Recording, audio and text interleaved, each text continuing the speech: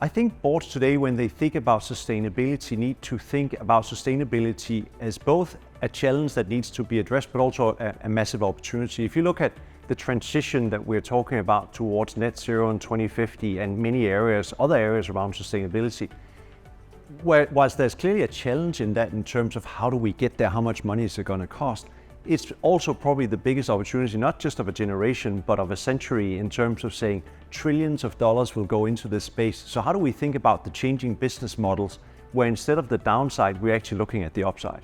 So my experience as a board member and previously as a CEO is that sustainability is actually something which is very close to heart to many of our employees. So often I think management think of how we're going to change the view of people, how we're going to engage. But my experience has actually been the opposite. The people are thirsting to be part of it. They want to contribute, they want to have a voice, and they want to lead in. So it's often more a question of allowing them to have that voice and contribute rather than actually thinking that you need to drive a change.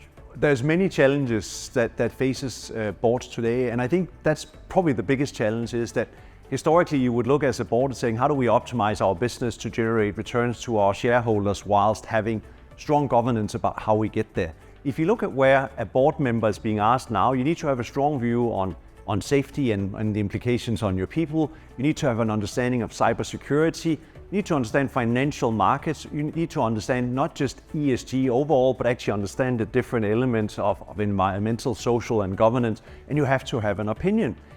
10 years ago, the general community didn't expect CEOs to have an opinion. They relied on newspapers and politicians.